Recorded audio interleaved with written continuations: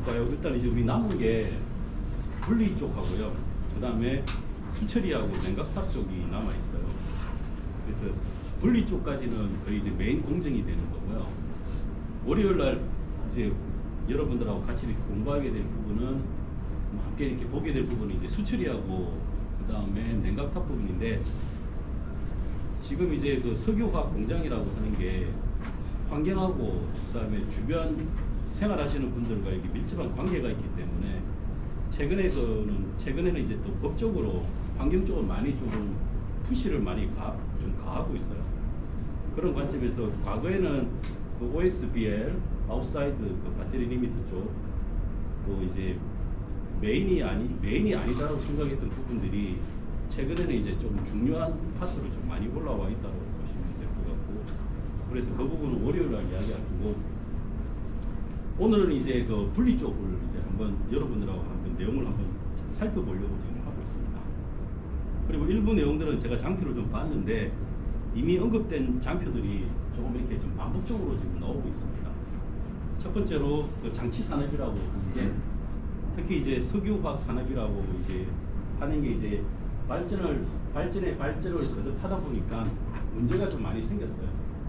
근데 그 문제가 생겼는데 그 문제를 갖다가 한 분야로는 해결하지 못하는 게 많이 생겼기 때문에 요 화학공학을 중심으로 해가지고 다양한 공학들의 협업을 만들어 가지고 문제에 따른 새로운 이제 솔루션을 갖다가 계속 만들어내고 있다.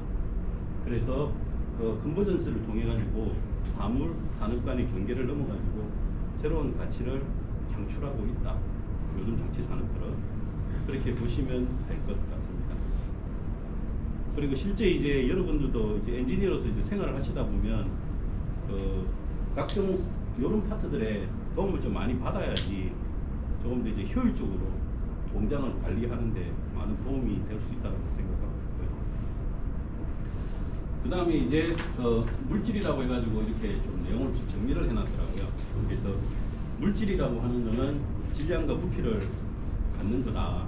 그리고 기본적으로 뭐 분자, 원자 이런 이제 구성입자로 이루어져 있다. 그리고 이러한 물질을 갖다가 나누게 되면 밑에 보시는 것과 같이 일단 순수 물질과 혼합 물질로 나누어진다. 그리고 순수 물질은 토던서 물질이다. 이런 거. 그리고 화학 물질은 이렇게 되어 있는 것들이다. 그 후에 그렇고요. 그 다음에 이제 혼합 물질은 2개 이상의 물질이 화학 결합을 하지 않고 섞여 있는 것. 이제 나중에 한번 이야기 될지는 모르겠는데요. 제가 이제 그냥 믹스드 자이렌이라고 일단 표시를 해놨어요. 그 믹스드 자이렌은 여러 가지 이제 자이렌이 이성질체하고 메틸벤젠이 거의 같이 이제 공존하고 있는 물질이니까. 그리고 그렇다 보니까 물리적으로 섞여 다양한 조성비를 갖고 있다. 그래서 믹스드 자이렌이라고 믹스드 자이렌 중에 메타 자이렌은 40%, 올소 자이렌은 20%, 파라 자이렌은 18%, 메틸벤젠은 14% 등등 이렇게 조성비를 갖고 있다. 이렇게 보시면 될 것 같고요. 그 다음으로 나오는 게 그 불균일 혼합물 그리고 균일 혼합물로 구분되는 게 있는데, 불균일 혼합물은 그 시료의 조성 비율 부분이 위치마다 좀 다른 거. 요거 이제 표시해 놓은 거는 뭐 모래를 갖다가 한 줌 떴을 때 그 모래랑 옆에 있는 모래랑 조성이 서로 다르다는 걸 예로 드는 것 같고요. 그 다음에 요것도 그렇고 되어 있다.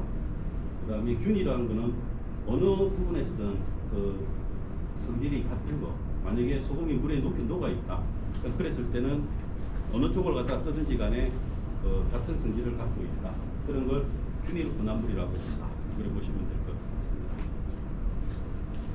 이제 이렇게 이야기한 이유는 이제 분리 공정과 이제 연계가 되기 때문에 그런 거고요. 물질은 앞서 이야기된 것처럼 순물질과 혼합물질이 있고, 순물질에는 포던수 물질하고 화합물질, 아까 이야기했던 그런 것들이고요. 그리고 이 혼합물질은 균일 혼합물과 불균일 혼합물이 있는데, 분리 공정은 이런 균일 혼합물 그리고 불균일 혼합물을 일정한 목적에 맞게 세퍼레이션 시켜주는 프로세스다. 이렇게 알고 계시면 될 것 같습니다. 그리고 뭐 사전적으로 봤을 때 이 분리 공정은 이렇다. 그렇게 보시면 될 것 같습니다. 이제 혼합물 분리의 주요 방식 중에서 대부분의 물질들은 이렇게 기체, 액체, 고체로 이루어져 있다. 그리고 이러한 혼합물들을 분리할 때는 퓨리피케이션과 관련이 있다. 정제법은 혼합물로부터 불순물을 제거해서 순도를 높이는 조작이다.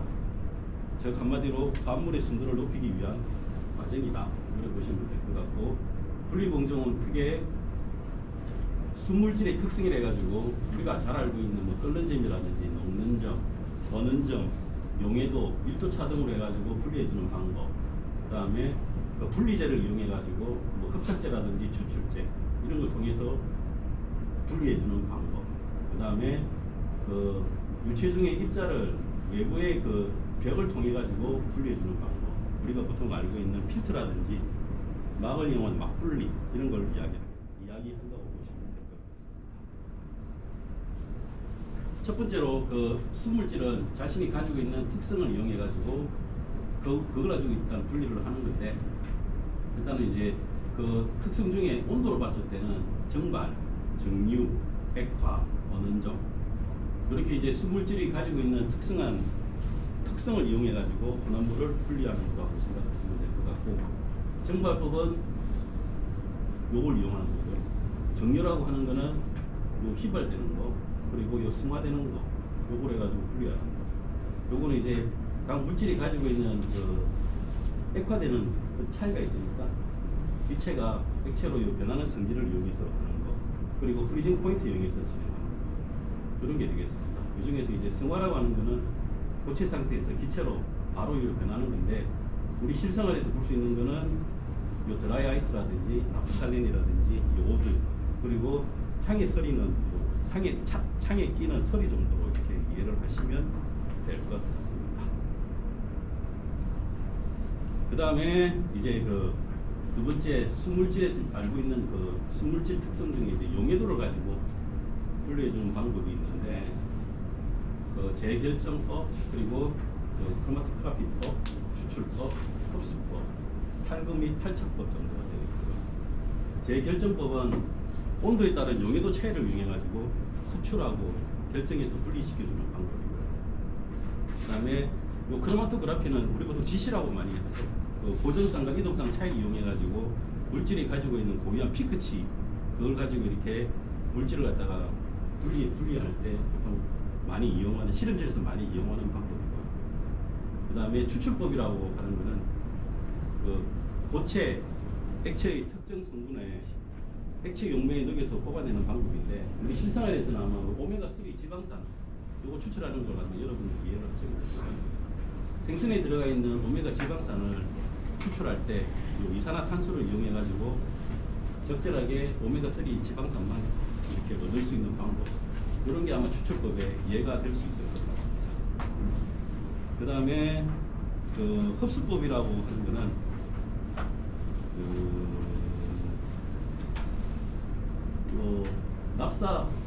납사 쪽에 내가 이거 적어놓은 이유는 그 수소를 만드는 부분을 적어놓은 건데요. 그 흡수법이라고 하는 거는 납사를 갖다가 스팀으로 크래킹을 하게 되면 수소 포함해가지고 다분자 탄소오류가 나와요. 그 중에서 이제 수소가 이제 주제품이고 나머지 성분들은 불순물들이거든요.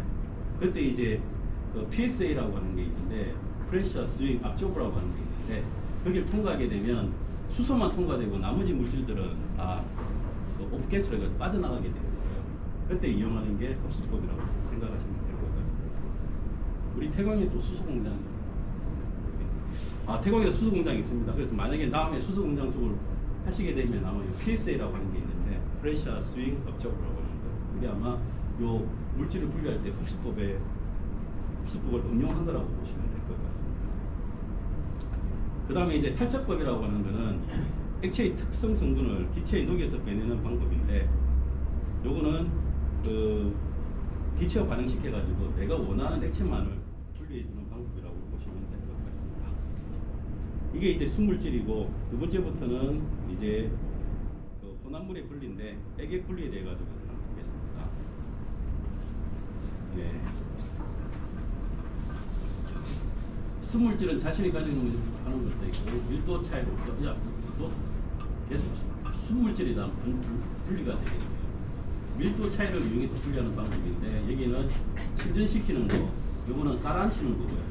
원심 분리는 원심력을 이용해 가지고 분리해주는 방법인데 침전이라고 하는 거는 그 물질이 이제 고유한 중력을 이용해 가지고 물보다 큰 비중의 현탕 물질을 분리해주는 방법인데 요거는 지금 보면 요게 보면 뭐랄까요?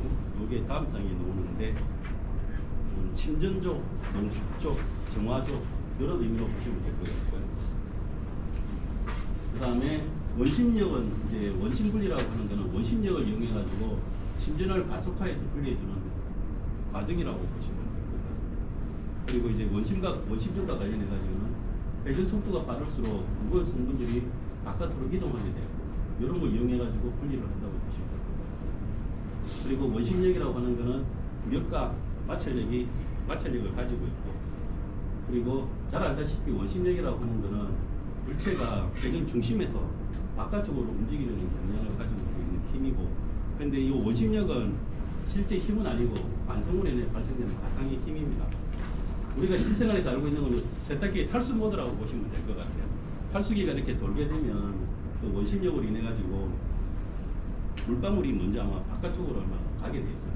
그러면 그 드럼에 있는 바깥쪽에 있는 작은 구멍을 통해 가지고 물들은 다 빠져나가고, 그리고 나머지 옷들도 드럼벽에 붙게 되면서 서로 이제 분리가 되는 거겠죠.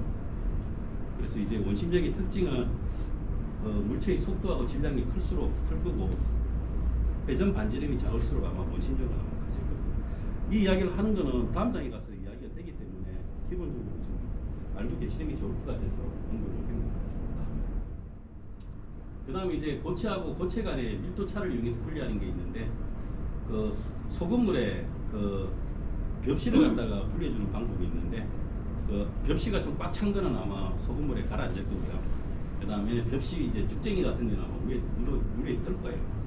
요런 거. 그리고 아마 소금물에 신선한 달걀은 가라앉지만 신선하지 못한 건 아마 위로 뜰 거예요.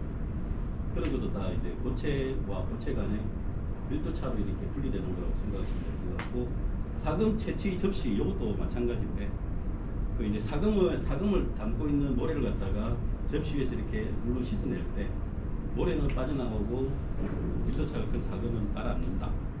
그 다음에 이제 우리 최근에 나타나고 있는, 최근에도 많이 이용하고 있는 거는 재활용 쓰레기 분리할 때 컨베이어 통과할 때 밀도가 큰 거는 못 떨어지게 돼 있고 밀도가 어느 정도 되는 거는 통과하게 될 수 있고, 그런 식으로 해서 분리해주는 방법이 있습니다.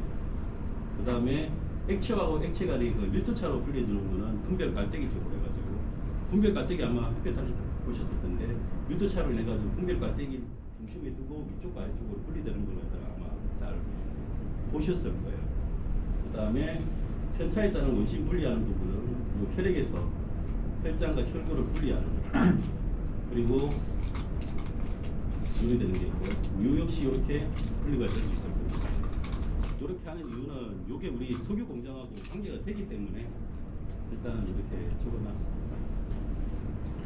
지금 현재 이런 설비를 일단은 침전조, 농축조라고 이야기하는데 크게 두 가지 쪽에서 쓰고 있어요. 어디서 쓰고 있냐면 우리가 이제 석유 공장을 가동을 하려면 용수가 필요합니다. 용수가 필요한데 아주 깨끗한 물이 들어와 주면 좋은데, 우리 보통 용수는 그 낙동강 원수를 많이 이용을 하거든요. 그럼 이제 낙동강 원수는 좀 이물질들이 많아요. 그 많으면 이제 그 원수를 갖다가 낙동강 원수가 요 피드되는 쪽으로 들어오게 돼 있어요. 여기로 들어와 가지고 요 밑으로 중간으로 들어오면서 요 브레이드가 이렇게 돌아요. 회전을 하면서 원심력을 이용해 가지고 그 뭐랄까요, 조금 이물질들은 바깥으로 이렇게 돌게 만들고 순수한 물들만 이렇게 분리시켜주는 방법이 있거든요. 이 방법을 갖다가 실제 공장에 이용되고 있기 때문에 조금 전에 이렇게 지금 말씀을 드렸고, 그 다음에 두 번째 그 내용 자체가 내가 그거 말하는 자체가 이런 거고, 혼합물질의 밀도차를 이용해 가지고 물보다 큰 서서히 분리시켜주는 방법인데, 집어넣고 계속 이렇게 속도를 두고 돌리게 되면 청과 청이 분리가 되게 돼 있습니다. 그래서 찌꺼기들은 밑으로 가게 돼 있고 상충류의 물만 우리 공정에 투입될 수 있도록 이렇게 하는 걸로 되어 있습니다. 그래서 실제 우리 아마 수출입 공장에 가시면 이런 설비가 지금 가동되고 있는 걸 보실 수가 있을 것 같습니다. 그리고 이제 그 원심 분리라고 하는 거는 뭐 거창하게 요거 있고 놀이기구 있는데 물체가 원운동 할 때 바깥으로 나가려고 하는 거고 그리고 회전 90도가 반대 방향으로 작용하기 때문에 비중이 큰 고체는 먼저 가라앉는다. 이게 자치다. 이렇게 되어 있고요. 그리고 이게 지금 이제 우리 실예를 3가지 정도 들었는데요. 첫 번째 예는 우리 세포에서 세포 소기관을 갖다가 이렇게 원심력을 이용해서 분리하는 요 과정을 갖다가 이렇게 표시해 놓은 거고요. 두 번째는 앞서 이야기된 것처럼 혈액이 혈구 분리할 때 우리가 보통 원심력을 이용하고 있고, 그 다음 우리 공장에서는 그 PTA를 갖다가 생산하는 과정에서 TA 케이크라고 하는 물질이 나오게 되어 있어요. 이 TA 케이크에는 물하고 그 다음에 TA가 있는데 요거 두 개를 분리를 해야 되거든요. 그때 저희들도 그 원심력을 이용한 설비를 이용해 가지고 이렇게 분리를 하고 있다. 이렇게 보시면 될 것 같습니다. 그래서 하나의 원심력을 가지고 원심력이라고 하는 이론을 가지고 우리 석유화학 공장에서 어떠한 용도로 사용되고 있는지를 간략하게 설명을 드렸고요. 그 다음에 여기서 조금 전에 이제 이 부분 원심 분리기 쪽을 갖다가 좀 더 이렇게 디테일하게 이렇게 그림을 그려놨던데 너무 오래된 그림이고 조금 그런 것 같아서 제가 인터넷 뒤져가지고 좀 더 이렇게 깨끗한 그림으로 일단 바꿔왔습니다. 이거는 이제 센트리퓨지 스크루 디켄트라고 하는 건데 고속으로 회전하는 이쪽이 볼입니다. 볼 내부에 서로 다른 비중을 가진 2상 또는 3상의 분리가 요구되는 슬러지를 투입시켜 가지고 고속 회전 시 발생되는 원심력을 이용해 가지고 분리를 하는 거. 그래서 지금 이쪽에 보면 이쪽으로 투입해서 들어가고요. 투입해서 들어가게 되면 원심력을 이용해 가지고 용액과 케이크를 갖다가 분리시켜 주고 있다. 이런 설비다. 이렇게 보시면 될 것 같습니다. 그 다음에 이제 액액 분리가 아니고 이제 고액 분리로서 이제 재결정법이라고 하는 게 있는데, 재결정법은 온도에 따른 용해도 차이를 이용해 가지고 분리를 하는 거고요. 그 다음에 혼합물을 뜨거운 물 등에 녹인 다음에 식는 정도에 따라서 결정화 고체를 분리를 한다. 그리고 결정화 효율을 높이기 위해서 농축 공정이 추가되기도 한다. 그래 돼 있고요. 그리고 이거는 이제 온도에 따른 물질들의 요 증발 이런 걸 이용해 가지고 재결정시켜주는 방법이고, 두 번째로는 온도 변화에 따라 가지고 요 분산을 갖다가 분리시켜주는 방법, 그리고 소금물에서 소금을 갖다가 분리시켜주는 방법. 요거는 있는데 이제 요 파트는 무슨 파트냐면 저희 그 PTA를 갖다가 제조할 때 들어가는 파트예요. 그래서 이제 반응기에서 반응을 끝낸 물질들이 있는데 그 물질 중에서 그 주 제품인 그 TA만 결정화시키고 나머지 것들은 다 정발시켜줘야 되거든요. 그래서 이 정발시킬 때는 높은 온도와 그다음에 그 압력에 따라 가지고 정발되는 부분들을 서로 달리할 수가 있어요. 그래서 이제 효율을 증가시킬 수가 있는데 PTA 공장 같은 경우는 결정하기가 총 결정조가 총 4개 정도 있어요. 그리고 각각의 결정조의 운전 온도와 운전 압력을 각기 달리 해가지고 각 파트에서 그 결정을 시켜야 되는 물질들의 효율을 갖다가 계속 상승시킨다. 그때 우리 재결정법을 활용해서 진행을 하고 있다. 그래 보시면 될 것 같습니다.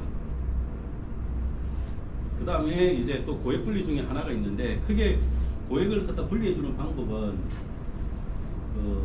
로타리 바큐 필터라고 하는 게 있고, 그 다음에 로타리 프레셔 필터라고 하는 게 있어요. 그리고 이제 필터를 통해 가지고 분리를 시켜주는 방법인데, 부분적으로 잠겨져 있는 원통형 필터를 내부 진공을 이용해 가지고 슬러리로부터 액체를 갖다가 분리시켜주는 방법입니다. 그리고 인터넷을 뒤져보시면 실제 이론적으로 이 설비가 어떤 식으로 가동이 되면서 슬러지라고 고체와 액체가 함께 되어 있는 부분에서 액체를 어떻게 분리하고 고형화된 슬러리를 어떻게 분리하는지를 갖다가 아마 잘 보실 수가 있을 것 같아요. 그리고 요 대량의 슬러지를 갖다가 연속적으로 처리하는데 가장 적합한 설비라고 되어 있고, 그리고 드럼 속도를 조절해 가지고 요 액체를 제외한 케이크의 두께를 조절할 수 있다고 되어 있습니다. 그리고 실제 이제 우리 공장에서 이렇게 가동 중인 RBF를 좀 대략적으로 그려놓은 그림이 되겠습니다. 여기가 슬러지가 되고요. 그 슬러지 쪽에서 진공을 걸어가지고 골고루 묻혀가지고 이렇게 회전을 계속 시킵니다. 회전을 시키면서 밀도 차로 인해 가지고 물들은 다른 데로 빠져나가고 이 벽면에 케이크만 묻게 돼 있고 케이크가 고형화되면 이 케이크만 따로 이렇게 분리시켜주는 방법으로 보시면 될 것 같습니다. 그리고 이제 두 번째로 놓는 게 거의 똑같은 역할을 하는데 앞서 거는 로타리 바큐um 필터였고요. 요거는 이제 앞쪽은 진공차를 이용하는 거고 여기는 이제 압력차를 이용해 가지고 슬러지에서 물질들을 갖다가 분리시켜 주는 거라고 보시면 될 것 같습니다. RPF는 부분적으로 잠긴 원통형 필터인데 요 이제 압력차 외부와 안쪽과의 압력차를 이용해 가지고 슬러리를 갖다가 분리시켜 주는 방법입니다. 근데 이 같은 경우는 고압의 필트레이션 용액이 감압에 해가지고 결정화되다 보니까 이 배관이 좀 막히는 게 좀 있습니다. 그래서 아직까지 이 부분은 그 배관이 막히는 부분에 대해 가지고 우리 저 PTA 생산팀 쪽에서는 계속해서 어떻게 하면 이 배관의 막힘을 좀 해결할 수 있을까 계속 고민을 하고 있다고 보시면 될 것 같고요. PTA 공장에서는 로타리 바큐um 필터 RBF와 그 다음에 로타리 프레셔 필터 RPF 두 종류를 다 가지고 있는데 처음 나왔던 거는 RVF고요. RBF고 좀 더 이제 기술적으로 어드밴스되고 그리고 효율적으로 좀 더 필터링이 잘 되는 게 RPF라고 해가지고 현재는 공장들이 거의 이제 RPF 쪽으로 많이 설치하고 운영하고 있다라고 보시면 될 것 같습니다. 그리고 이제 말씀드린 것처럼 PTA 공장에 사용 중인 RPF 설비에 대한 계략적인 거고요. 그다음에 요거는 이제 요 RPF가 어떤 식으로 분리 작용을 하는지에 대해 가지고 일단은 계략적으로 이렇게 그려놓은 거라고 보시면 될 것 같고, 종류적으로는 빅 사이즈도 있고 그 다음에 스몰 사이즈 이렇게 다방면으로 사용되고 있다고 보시면 될 것 같습니다. 그 다음에는 이제 액체와 액체를 분리하는 부분이 되겠는데, 요거는 이제 다시 정류 쪽으로 돌아와 왔는데요. 액유 분리는 이제 정류 쪽이고 비점이 다른 혼합물을 가열해가지고 증발시키게 되면 기상에서 클런징이 낮은 물질이 더 많이 분포되어 있는 것을 이용해가지고 얕은 분리를 하는 겁니다. 그리고 가열하고 응축을 반복하면 클런징이 낮은 물질의 순도를 높일 수 있다. 그러면서 이제 벤젠과 톨루엔을 갖다가 일단 예를 들었습니다. 그래서 만약에 벤젠이 한 16%짜리 있는 거 가열해가지고 예를 들어가지고 한 요 정도까지 가열하고 여기서부터 이제 끓기 시작할 겁니다. 기화가 될 겁니다. 그래서 놔두면 여기까지 올 거고 여기서 다시 또 응축시키면 여기로 떨어질 거고 다시 또 가열하면 여기로 갈 거고 또 응축시키면 여기로 올 거고 또 가열하면 여기 가고 응축시키면 여기 올 거고 가열하고 응축하고 그러면 결과적으로 순수한 벤젠을 갖다가 얻을 수 있다는 그런 거겠죠. 그래서 요걸 갖다가 살 눕히게 되면 이런 타입이 될 거고 요게 이제 정류탑의 기본이다. 이렇게 보시면 될 것 같습니다. 그래서 요 중간에는 트레이라고 정류탑에 들어가는 트레이가 되는 거고 트레이의 액체가 올라오는 뜨거운 기체하고 서로 이렇게 접촉하면서 저비점 물질, 끓는 점이 가벼운 것들은 위로 갈 거고, 고비점 물질들은 요 벽을 타고 다시금 내려오겠죠. 그래서 결과적으로는 저비점 물질은 탑 쪽으로 갈 거고, 고비점 물질은 탑 쪽으로 가면서 상호간에 이제 분류가 이루어지는 거다. 이렇게 보시면 되겠네요. 지금 이제 설명한 것이 이제 분별 정류가 되겠습니다. 그래서 계속 이야기드리는 B점, 휘발성, 끓는 점, 이걸 이용해 가지고 분류를 하고 있다. 이런 거고, 그 다음에 아무래도 전기압이 높은 물질이 더 빠르게 증발시켜서 응축시킬 수 있다. 그 다음에 여기 디센 타워, 요건 다음 장 가서 이야기할 거예요. 정류탑의 구조는 이렇게 되어 있고요. 요거는 이제 거의 기본이니까 피드 들어오면 저비점 물질은 위로 갈 거고 고비점 물질은 떨어질 거고, 그 다음에 요 정류탑을 갖다가 가열시켜주는 리보일러가 있어요. 그러면 여기서 킷을 받아서 들어갈 거고, 올라간 요 기체 성분들은 다시금 응축기를 통해 가지고 다시 액화가 되고, 일부는 아까 우리 앞장에서 봤을 때 가열 응축 반복한다고 했지 않습니까? 마찬가지로 그 이제 온도가 낮아진 요 물질들을 일부 반류시켜 가지고 요 안에서 트레이 쪽에서 접촉을 갖다가 좀 강화시켜주고, 이 방법을 계속 반복을 하다 보면 요 위쪽과 아래쪽이 이제 분리가 되면서 고순도의 물질을 얻을 수 있다. 근데 단점은 요 환류기를 너무 많이 주게 되면 상대적으로 디스틸레이션 레이트는 줄어들게 된다. 그래서 생산량과 고려되기 때문에 적정 환류기 관리가 칼럼 운전의 핵심이다. 우리 어제 말씀드렸고요. 그 다음에 트레이라고 하는 게 운전을 잘하면 별 문제가 없겠지만 외부의 외란에 의해 가지고 트레이는 무너질 수가 있거든요.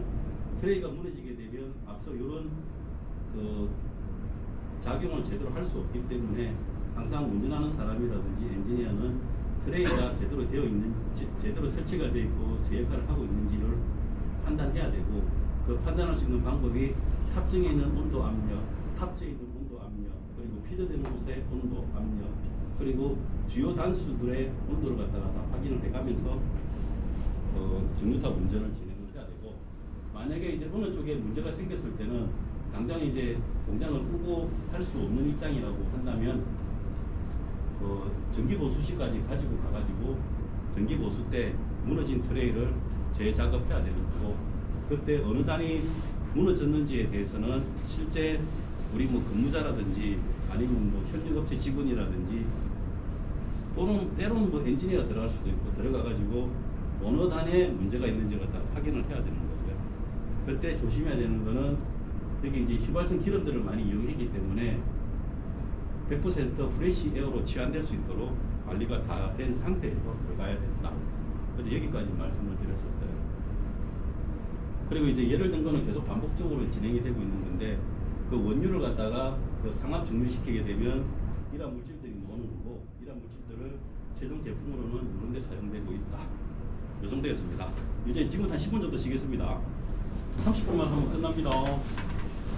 네, 그 액액 분리 일단은 그 분별 정류 쪽은 앞서 말씀을 드렸고요.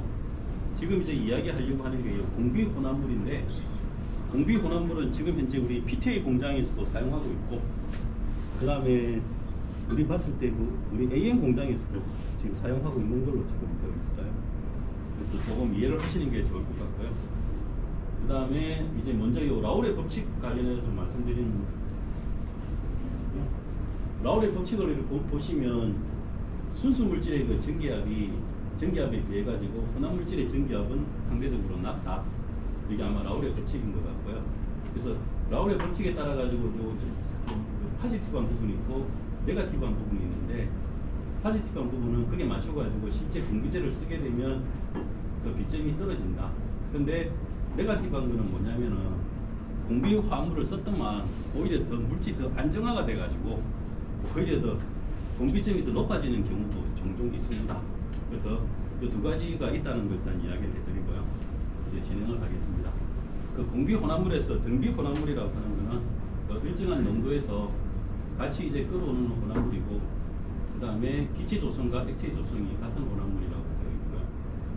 그 다음에 공비 조성이라고 되어 있고, 요 공비 혼합물이라고 하는 거는 함께 끓는 혼합물로서 끓는 점이 비슷해가지고 분리하기가 어려운 물질들, 여기 이제 공비제 투입해가지고 공비 혼합물을 만들게 되면 라울의 법칙에 포지티브한 면을 고려해가지고 분리시킬 수 있는 그런 정리법을 말하는 거고요.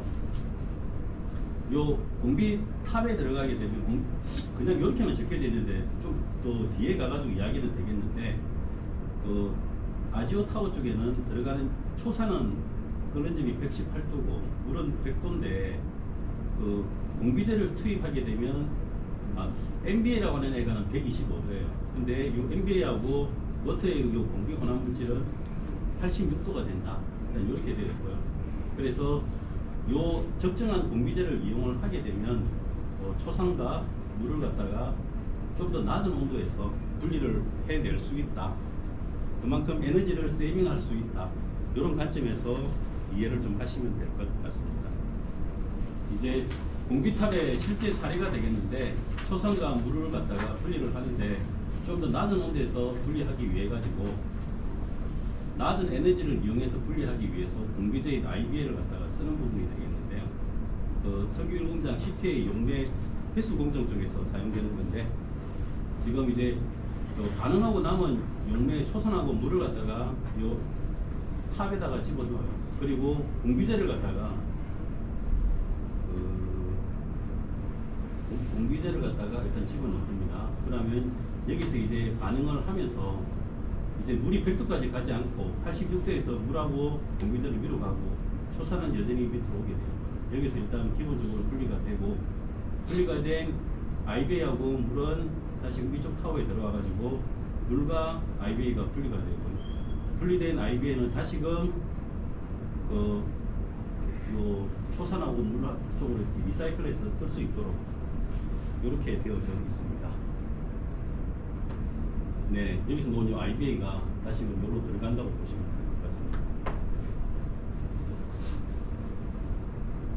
네, 그다음에 추출법이라고 하는 게 있는데, 추출법은 추제를 사용해 가지고 혼합물로부터 추제를 갖다가 선택적으로 일단 분리를 하는 거고요. 그다음에 추출의 원료에서 특정 성분을 액체 용매에 뽑아가지고 진행하는 방법인데, 우리가 실례로 잘 알고 있는 거는 고체 액체 추출하는 부분은 원두 커피에서 그 뜨거운 물로 녹이게 되면 커피만을 갖다가 추출할 수 있는 거. 그다음에 액체와 액체의 그 추출은 초산하고 물 등은 초산을 갖다가 벤젠에 선택적으로 추출할 수 있는 건데, 기본적으로 벤젠이 초산만을 녹여가지고 이렇게 벤젠이 초산만을 녹여 물로만 이루어진 상과 벤젠 초산의 상 두 가지 상으로 나누어지면 좋겠지만 현실적으로 그렇지 않거든요. 그래서 적정하게 이게 타이 라인을 갖다 활용을 해가지고 적정한 포인트를 찾아가지고 분리를 해준다라고 보시면 될 것 같습니다. 우리 실제로는 지금 이게 지금 초산하고 물이 들어가고 그 다음에 추제로서 벤젠이 들어갔을 때 여기서 반응을 해가지고 추출상하고 추장상으로 나누어지고, 여기서 추출상으로 온 걸 다시금 벤젠과 초산으로 분리시켜주는 방법이라고 보시면 될 것 같습니다. 이제 요게 또 그걸 고려해가지고 실제 이제 우리가 PTA 공장에서 쓰고 있는 건데요. 요게 이제 뭐냐면은 리퀴드 추출 칼럼이고, 여기서 지나고 나면 디하이드레이션 칼럼이 이렇게 진행이 되는데, 추출 칼럼에서는 초산과 물이 들어가고 그리고 IBA를 투입시켜 가지고 일단 물하고 그 다음에 IBA하고 초산을 일단 추출탑을 여기서 분리를 시킵니다. 분리된 건 여기로 들어오게 되고, 여기서 초산하고 그 다음에 IBA하고 분리가 되도록 이렇게 실제 운전에 사용되고 있다라고 보시면 될 것 같습니다. 그런데 이렇게 하는 이유는 정상적인 방법에 비해서 공비제를 활용을 하게 되면 그만큼 분리를 함에 있어 가지고 사용되는 에너지를 갖다가 줄일 수 있기 때문에 많이 활용하고 있다고 보시면 될 것 같습니다. 그 외에 이제 분리 기술로는 여러 가지가 있는데, 이건 그냥 읽고 이렇게 넘어갈 수 있도록 하겠습니다. 첫 번째 에카법이라고 하는 게 있는데, 이 에카법이라고 하는 거는 그 응축점을 차이를 이용해 가지고 기체가 액체로 변하는 성질이 다른 걸 갖다 이용해서 분리 정제하는 방법이 되겠고요. 그 다음에 고압으로 압축된 공기를 줄 톰슨 밸브를 통과시켜 가지고 자유 팽창시켜서 냉각하고 백화를 시킨다. 그 다음에 일부 공기를 추출해서 터빈식 팽창기에 보내어 그 일을 하게 하고 단열 팽창도 동시에 일어난다. 우리가 지금 알고 있는 것은 공기의 액화 분리 장치라고 생각을 하시면 될 것 같습니다.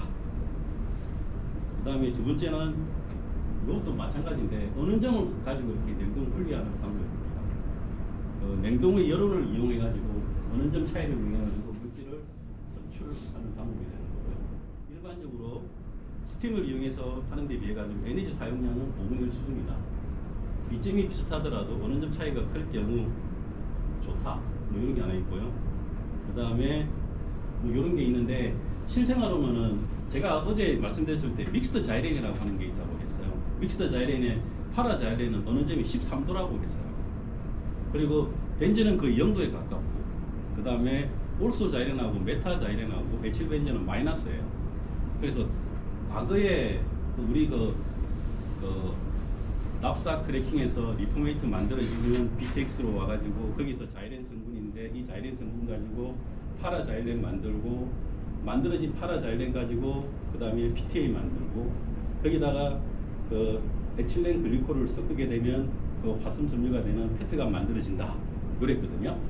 거기에서 보면 이제 그 파라 자이렌을 갖다가 분리를 해내야 되는데 우리 그 분리 방법 중에 아까 그 흡착제, 뭐 탈착제 요걸 갖다가 활용하기 전에는 과거에 1960년도 때는 파라자이렌을 어떻게 분리를 했냐면 지금 여기 설명한 것처럼 이제 어느 점을 이용했어요. 그래서 이제 강제적으로 이제 올려요. 그래서 한 13도까지 이제 12도로 떨어지게 되면 믹스드 자이렌 중에 그 파라자이렌만 섭출이 되고 하얗게 이렇게 섭출이 되고 나머지는 리퀴드 상태로 그냥 유지가 되거든요. 거기서 이제 파라자이렌과 그 나머지 성분들을 갖다가 분리를 시킨 다음에 그 분리된 파라자이렌을 다시금 가열하게 되면 다시 액체가 될 수 있어요. 그런 방법을 이용을 했는데 그때 이용한 방법이 이 방법입니다.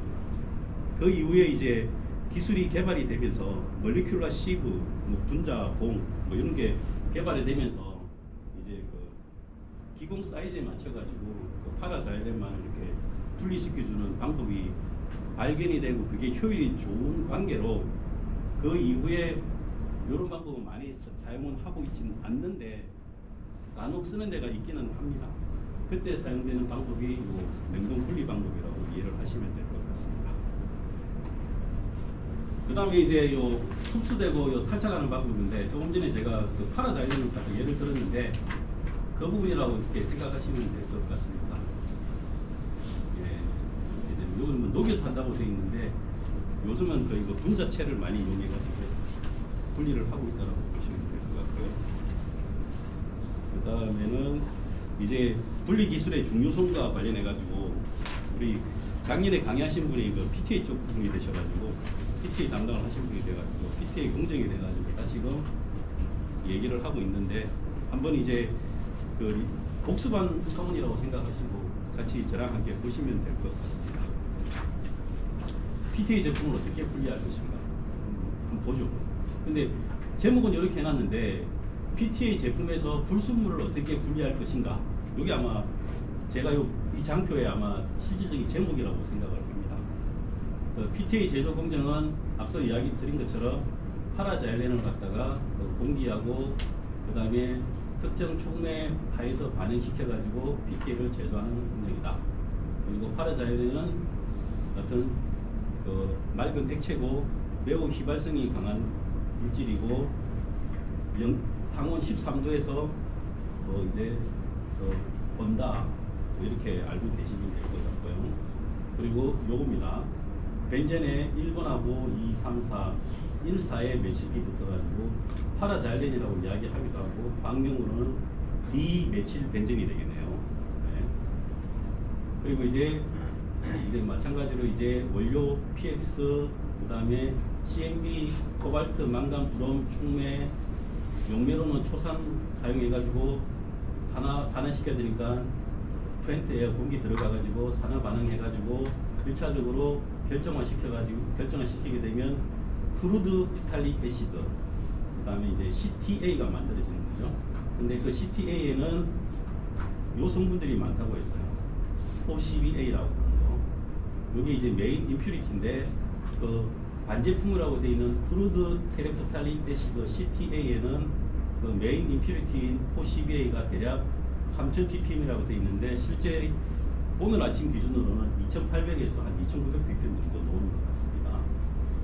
이렇게 제가 이야기하는 거는 우리 운전 중에 실제 계속 분석해가지고 관리하고 있다는 뜻이라고 보시면 될 것 같습니다.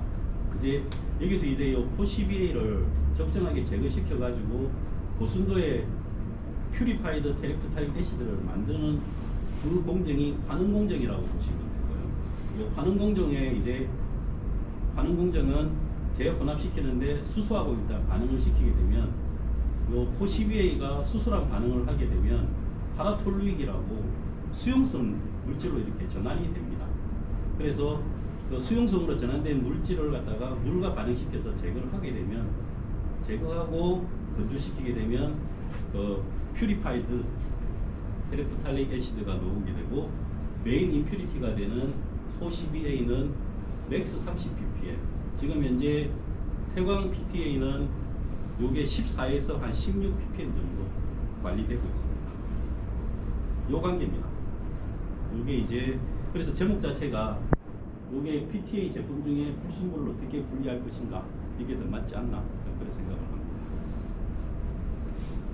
그리고 이제 요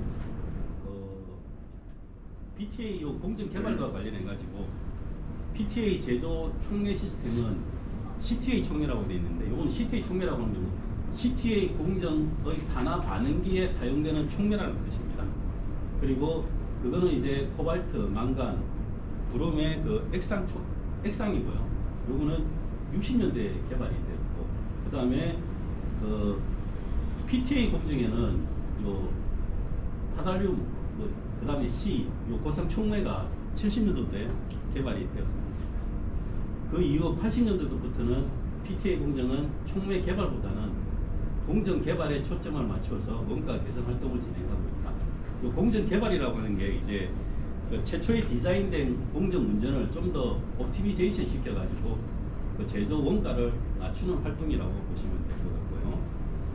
그래서 이제 그 부분에 대 가지고 이제 이 CTA 쪽 공정은 산화 공정, 그 다음에 PTA 공정은 환원 공정이 되는 거고, 그게 맞춰가지고 그 촉매류가 어떻게 개발이 되었는지, 그리고 80년 이후에 그 원가 개선을 위해서 뭘 추진적으로 진행을 하고 있는지, 요걸 갖다가 이제 연도별로 정리를 해놓았다고 보시면 될 것 같습니다.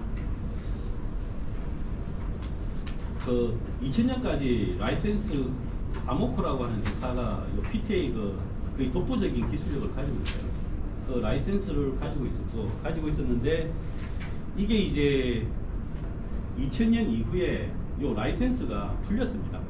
라이센스가 풀리면서 그 돈만 주면 그 라이센스를 사가지고 생산해서 판매할 수 있도록 되어버려가지고 2000년도부터 해가지고 중국 시장에서 중국의 그 무한한 자본력을 가지고 요 아모코의 기술을 갖다가 사가지고 PTA 생산을 진행을 한 이후 현재 그 전 세계 PTA 쪽에 거의 뭐 한 50% 정도는 중국에서 생산하게 되는 것 같습니다. 그렇게 돼 있고 결과적으로는 그 2000년 이전에 PTA 그 고유 라이센스에 대한 그런 경쟁력은 많이 약화된 상태고, 그만 말씀드린 것처럼 누구든지 돈만 주면 사서 생산할 수 있는 거의 범용으로 그냥 전략이 되었다라고 보시면 되고, 여기에 제일 큰 타격을 받은 회사가 국내 PTA를 중국으로 수출했던 업체들이라고 보시면 될 것 같습니다. 그래서 지금 현재 이 PTA 업체, 국내에서 PTA 업체는 현재는 지금 2군데밖에 없네요. 원래는 4군데가 있었어요. 고압이라고 하는 회사. 지금 이제 고려 석유화학이 이제 롯데 케미칼로 넘어갔는데 그 회사가 있었고, 그 다음에 삼성 석유가 하나 임팩트로 전환돼서 하나 임팩트, 태광, 효성 4군데가 있었는데 효성은 금년 1월 달에 생산 중단했습니다. 그리고 롯데케미칼 PTA 사업은 2020년도에 없앴습니다. 그래서 지금 현재는 거의 국내 PTA 업계는 태광하고 하나가 잡고 있는데, 하나는 250만 톤, 그리고 태광은 100만 톤 가지고 있다고 보시면 될 것 같고요. 그리고 하나는 공장이 울산에도 있고 대산에도 있다. 그리고 대산에는 100만 톤이고 여기는 한 150만 톤쯤 되는데, 대산에서 생산된 PTA는 외부 수출용이고 울산에서 생산되는 PTA는 대부분 국내에 판매하고 있다. 이렇게 되어 있고, 그 다음에 국내에서 생산된 PTA를 사용해가지고 페트를 만드는 업체는 국내에 한 10개에서 한 12개 정도 업체가 된다. 그래서 그걸 현재 하나 임팩트랑 태광이 지금 나눠 먹고는 있는데 보이지 않는 피트기는 싸움을 하고 있다. 이렇게 보시면 될 것 같습니다. 네, 그래서 이렇게 돼 있고 이렇게 됩니다. 그리고 PTA 그 라이센스 변화로 봤을 때는 그 개발사들이 있고, 그리고 상업화, 기술성, 그리고 국내 제조업체 이렇게 돼 있는, 제가 하나 빠뜨렸네. 근데 여기 보면 삼남이라고 돼 있는데요. 삼남석유, 여수에 있는 삼남석유화학은 과거에는 CTA, PTA를 만들었는데 그게 이제 어느 정도 경쟁력이 떨어지니까 그 QTA라고 하나 만든 게 있어요. QTA. QTA는 뭐냐면은 CTA에서 PTA로 안 넘어가고요. 중간에서 그냥 끝내버렸어요. 그러다 보니까 그 퓨리파이드 TA, PTA보다는 순도는 조금 떨어지는데, 그래도 일단은 이제 QTA라고 하는 제품이 시장에 나왔고, 처음에는 크게 시장에서 용도가 별로 없었는데 최근에는 그 QTA를 이용해가지고 페트 쪽으로 이렇게 전환시켜서 생산하는 업체들이 종종 있긴 있습니다. 그래서 삼남이 여기 들어와 있습니다. 그래서 삼남은 들어와 있는데, 삼남은 QTA라고 하는 걸 만들어내고 있고, 그 다음에 태광하고 하나 임팩트는 CTA에서 PTA를 만들고 있다고 보시면 될 것 같습니다. 그리고 세대별로 PTA 기술 변화는 보시는 바와 같이 0세대부터 뭐 5세대 요래 돼 있는데, 지금 중국의 경제라 가지고 대형화 100만 톤 이상이라고 돼 있는데, 중국의 흥리그룹은 250만 톤, 단일 공장에서 250만 톤에서 300만 톤 만듭니다. 그래서 그 PTA 시장에 대해서는 뭐 우리가 처음에는 그 아무코 통해 가지고 기술을 많이 받았었는데, 지금 이제 기술이 해제되고 난 이후부터는 거의 중국하고 인도 쪽, 그리고 지금은 저 동남아 쪽에서 생산이 되고 있는 걸로 알고 있고요. 그 다음에 여기서 눈여겨봐야 될 게, 우리 태광은 어느 라이센스를 가지고 있느냐. 그때 우리는 태광은 테크니몬트라고 하는 요 라이센스를 가지고 있습니다. 테크니몬트 라이센스를 활용해가지고 PTA를 만든 회사가 과거 삼성석유, 그 다음에 롯데, 그 다음에 태광 세 군데가 있고요. 특히 요 롯데하고 요게 예전에 고려석유와 고압인데, 고압하고 태광은 거의 장치 이름까지 똑같습니다. 그만큼 공정이 똑같다고 보시면 되는데, 그 롯데는 PTA를 갖다가 사업을 접은 이유가 PTA 부분에 있어 가지고 태광하고 삼성석유 쪽 제조 원단이랑 비교를 해보니까 경쟁력이 없어요. 그래서 이 PTA 대신에 뭘 생산하냐면 PIA라고, 그 PTA는 파라자일렌을 원료로 해서 만들어지는 건데, PIA는 메타자일렌을 원료로서 만들어지거든요. 그래서 그쪽으로 일단 방향을 선회해가지고 지금 생산하고 있습니다. 그 다음에 요 CTA 산하공정 쪽 들어가는데, PTA 공정은 이렇게 되는데, 요 정제 공정이 결국 그거라고, 산하공정 CTA 공정, 그 다음에 정제 공정, 환원 공정이 PTA 공정이라고 보시면 될 것 같고요. 반복적으로 이야기가 되고 있는데, 산하공정은 PX를 시켜가지고 크루드 TA를 만든다, 이런 거고, 지금 이렇게 지금 각 단위 공정에 있는 단위 설비마다 이렇게 지금 흐름들을 가지고 이렇게 이야기를 해놨습니다. 여기 보시면 그 혼합을 시켜가지고 반응을 하고, 반응이 끝난 걸 결정화 시켜가지고, 그 다음에 그 결정화시킨 거 이제 슬러지가 녹게 되면 여기서 이제 물하고 제품을 갖다가 분리할 때는 앞서 이야기했던 분리 방법 중에 하나인 원심 분리를 위해서 분리를 하고 분리된 것을 제외한 나머지 CTA는 사이로에 저장이 된다. 그래서 저장된 CTA는 환원 공정으로 이송이 된다. 뭐 이런 의미로 받아들이시면 될 것 같습니다. 그 다음에 정제 공정은 환원 공정인데 반제품인 크루드 TA를 수수를 이용해가지고 그리고 수소와 반응시켜가지고 수수물을 제거하여 퓨리파이드 TA를 제조하는 거다. 아까 말씀드렸듯이 메인 임퓨리티가 되는 포CBA를 수소와 반응시켜가지고 파라톨릭으로 만들고, 파라톨릭은 수용성이니까 물에 녹여가지고 TA랑 분리를 하게 되면 불순물이 제거되고 그만큼 퓨리파이드가 되어진다. 그래서 PTA를 만든다. 이렇게 보시면 되는 거고요. 산업공정에서 생산된 CTA 사이로에서 지금 요 용해조로 와가지고 용해를 시키고, 그 다음에 반응기에 들어가가지고 반응을 시키고요. 반응시킬 때 여기 이제 수소가 들어갈 겁니다. 그래서 파라톨릭으로 이제 전환이 되고, 그 다음에 원심 분리기 통하고, 그 다음에 생산된 제품 슬러리 마찬가지로 드라잉하고, 그리고 사이로로 이렇게 들어온다. 이렇게 보시면 될 것 같고요. 그 다음은 이제 마지막 장이 되는데, 그 다음에 요걸 갖다가 집어넣은 이유는 뭐 열강기의 선정이라고 되어 있더라고요. 갑자기 열강기 선정으로 들어왔는데, 그 제조 운전 기술하고 공정 합리화 기술들을 체계적으로 관리하여 기술 역량을 키워야 한다. 뭐 이건 아마 우리 강의하시는 분이 아마 여러분들한테 꼭 그 강조하고 싶은 내용이었던 것 같습니다. 그리고 PTA 기초 기술 및 단위 조작 기술 역량을 체계적으로 키워야 하겠다. 제목하고 좀 안 맞네요. 제목은 안 맞는데 이건 좀 이상한 데인데 내가 수정해서 다시 보내드려야겠죠. 그러니까 엔지니어가 해야 될 뭐 일이라든지 뭐 이런 걸로 봐야 될 것 같습니다. 그리고 제조 운전 부분에서는 운전을 최적화하자. 그렇게 하려면 운전 스킬이 좀 좋아야 될 것 같고, 그리고 릴라이빌리티도 있어야 될 것 같다. 그리고 공정 합리화 부분과 관련해 가지고는 앞선 선배님들이 나름대로 공정을 최적화시켜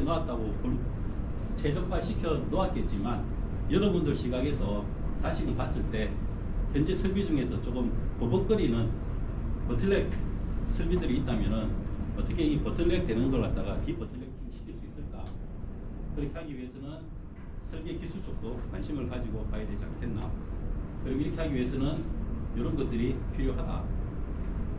그리고 그 엔지니어링 부분하고 밸류 산업도 계속 필요한데, 그 엔지니어링과 관련해서는 반응, 촉매, 설비 재료, 원료 용매 부분에 조금 이렇게 역량을 조금 체계적으로 강화시켜야 될 것 같고, 경영진 포함해가지고 조금 위에 임원진에서는 현재 그 산업에 이렇게 국한되지 말고 제품을 좀 더 다각화하고 이런 식으로 해가지고 밸류 산업 쪽에 조금 포커스를 둬야 되겠다.